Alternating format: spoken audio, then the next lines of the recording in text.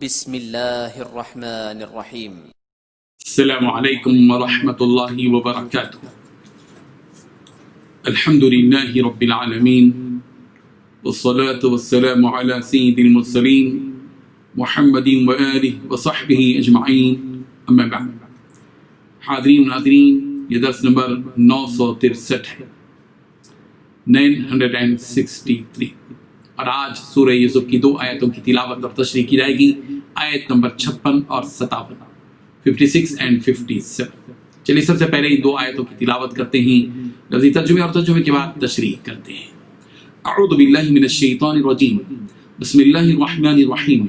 وكذلك مكنا ليوسف في الأرض يتبوأ منها حيث يشاء نصيب برحمتنا من نشاء ولا نضيع أجر المحسنين ولأجر الآخرة خير للذين آمنوا وكانوا يتقون۔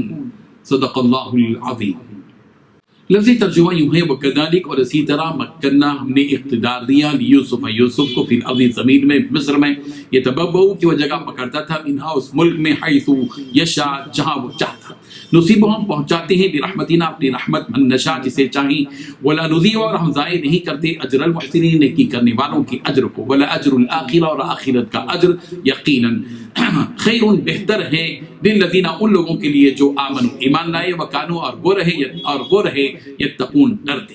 ترجمہ یوں ہے، اس طرح ہم نے یوسف کو ملک کے مصر میں جگہ دی اور وہ اس ملک میں جہاں چاہتے تھے رہتے تھے۔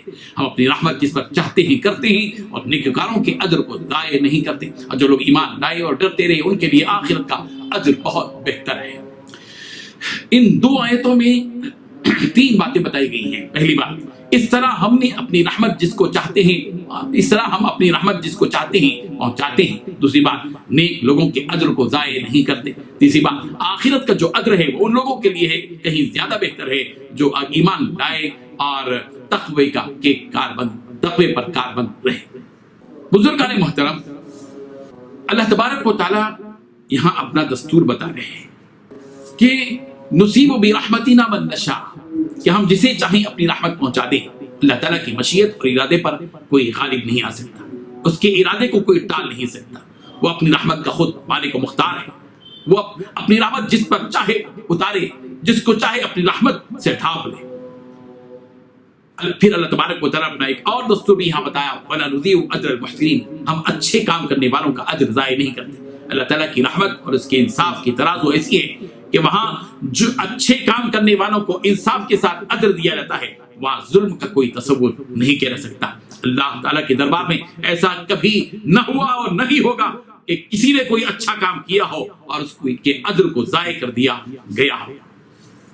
یہاں اشارہ ہے اس بات کی طرف کہ یوسف علیہ السلام نے بھائیوں کو کی ایذاؤں پر جو صبر کیا، ہم ان کے اس صبر کو بیکار جانے نہیں دیں گے، اور انہوں نے جو قید خانے کی عزیز مصر کی بیوی کی وجہ سے جو صعوبتیں اور تکلیفیں برداشت کی ہیں ان کو ہم ضائع نہیں کریں گے۔ چنانچہ اللہ تبارک و تعالیٰ نے حضرت یوسف علیہ السلام پر گزرے تمام مصیبتوں اور مشقتوں کے بعد ان کے لیے سلامتی کی راہیں پیدا کی، ان کی مدد و نصرت فرمائی اور ان کو وہ اونچا مقام عطا کیا کہ ان کے بھائی اس کا تصور بھی نہیں کر سکتے تھے کہ جن بھائیوں نے ان کو سوکھے اور اندھیرے کنویں میں ڈال دیا تھا۔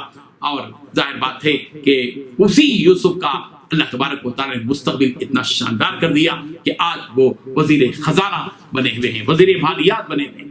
فضیل بن عیاض فرماتے ہیں کہ زلیخا ایک مرتبہ راستے کے کنارے کھڑی ہوئی تھی، اس دوران حضرت یوسف علیہ السلام کا وہاں سے گزر ہوا تو زلیخا نے کہا کہ تمام تعریف اس اللہ کے لیے ہے جس نے غلام کو بادشاہ بنا دیا اس کی اطاعت کی وجہ سے، اور بادشاہ کو غلام بنا دیا اس کی نافرمانی کی وجہ سے۔ اللہ اکبر، کیا بڑی بات کہی ہے یہاں پر کہ اللہ تبارک و تعالیٰ کا بندہ جب اس کی اطاعت کرتا ہے تو اللہ تبارک و تعالیٰ اس کو اونچا مقام عطا کرتے ہیں۔ نافرمانی کی جاتی ہے تو ظاہر بات ہے کہ اس کا انجام جو ہوتا ہے وہ معلوم ہے۔ وَالْأَجْرُ الْآخِرَةِ خَيْرٌ لِلَّذِينَ آمَنُوا وَكَانُوا يَتَّقُونَ، اور یہ حقیقت ہے کہ آخرت کا ثواب ان لوگوں کے لیے بہتر ہے جو ایمان لائے اور تقوی اختیار کرے۔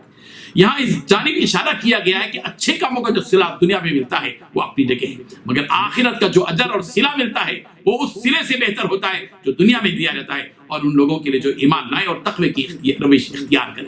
معلوم یہ ہوا کہ ایمان اور تقوی کی بنیاد پر اللہ تبارک و تعالیٰ کی طرف سے جو آخرت میں اجر دیا جاتا ہے وہ دنیا کے انعامات اور صلے کے مقابل میں کئی گنا بہتر ہوتا ہے۔ मुफस्सिरीन ने लिखा है कि बादशाह ने हज़रत यूसुफ अलैहिस्सलाम को न सिर्फ वज़ीर ख़जाना और मुंतज़िम माशियात बनाया था, बल्कि उसने सल्तनत के दूसरे उमूर भी हज़रत यूसुफ अलैहिस्सलाम के हवाले कर दिए थे और खुद गोशानशीन हो गया था। यहाँ मैंने बाद की बातें पहले बयान की और पहले की बात में अब बता रहा हूँ। जो पहली आयत इसमें है इस दर्स की, वो कज़ालिका मक्कन्ना लियूसुफ फिल अर्द यतबव्वअु मिन्हा हैसु यशा, ये बात है कि अल्लाह तबारक व तआला फरमा रहे हैं कि हमने यूसुफ को इसी तरह जमीन में बाख्तियार बना दिया कि इसमें जहां चाहे वो रहे। हमारा मामला ये है कि हम जिसे चाहें अपनी रहमत पहुंचा दे। कहां वो जमाना के अंधेरे और खुश्क कुएं में हज़रत यूसुफ अलैहिस्सलाम थे और फिर काफिले वालों के हाथों में चले गए, फिर मिस्र में फरोख्त किए गए, फिर कैद खाने की सोबतों में रहे और इन तमाम मराहिल में सब्र, बर्दाश्त, तहम्मुल और रिज़ा इलाही पर कायम रहे। फिर अल्लाह तबारक व तआला ने उन्हें आज उनको मिस्र की सरजमीन में वजीर खजाना बना दिया। वकज़ालिका मक्कन्ना लियूसुफ फिल अर्द, यही अल्लाह तबारक व तआला बात बता रहे हैं। इसी तरह हमने यूसुफ को मुल्क मिस्र में जगह दी, उनको मकाम अता किया, उनको बुलंद मकाम अता किया और वो इस मुल्क में जहां चाहते थे रहते थे। अल्लाह तबारक व तआला ने उनको उतना ऊंचा मकाम दिया। ये रब्बे सु जलाल का फजल, उसका एहसान होता है। बंदों को चाहिए कि बंदे मायूसी की तरफ न दौड़ें, बल्कि अल्लाह की इताअत में लगे रहें। अल्लाह तबारक व तआला अपने फजल से आज जिस सतह पर है, अल्लाह ताला उस नेकी की वजह से उसको बुलंद मकाम अता करेंगे। ये कुदरत का कानून है। अल्लाह हमें यकीन अता फरमाए। व आखिरु दावाना अनिल हम्दुलिल्लाहि रब्बिल आलमीन।